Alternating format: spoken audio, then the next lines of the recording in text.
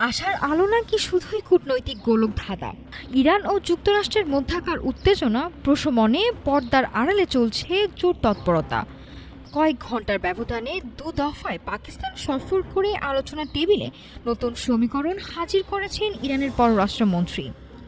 তবে শর্তের পাহাড় আর আস্থার সংকটে এখন ধোঁয়াশা কাটছে না।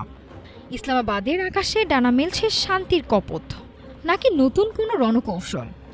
ওমান থেকে তড়িঘড়ি করে আবারও পাকিস্তানে ফিরছেন ইরানের পররাষ্ট্রমন্ত্রী আব্বাস আরাকচি। সফরসূচি ভেঙে তার এই বারবার ফিরে আসা ইঙ্গিত দিচ্ছে পর্দার আড়ালে বড় কোনো সমঝোতার খসড়া তৈরি হচ্ছে। মধ্যস্থতাকারী হিসেবে পাকিস্তানের ভূমিকা এখন তুঙ্গে।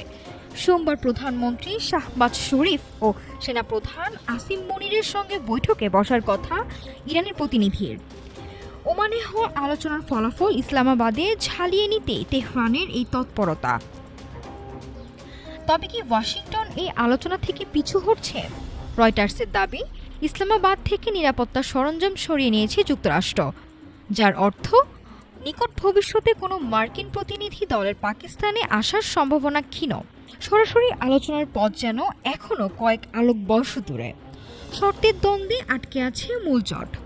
একদিকে হুরমুজ প্রণালী সচল করার প্রস্তাব, অন্যদিকে মার্কিন অবরোধ প্রত্যাহারের পাল্টা দাবি।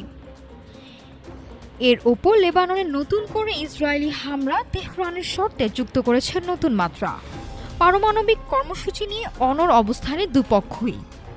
ইসলামাবাদ সফর শেষ করে আরাকচি উড়াল দেবেন মস্কোর পথে।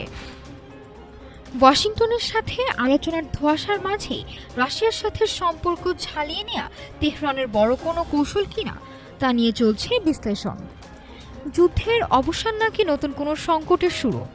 ইসলামাবাদের এই কূটনৈতিক দৌড়ঝাঁপ বিশ্ববাসীকে কতটা স্বস্তি দিতে পারে তার উত্তর লুকিয়ে আছে সময়ের হাতেই। নাফিস সামিয়া, ঢাকা টুডে।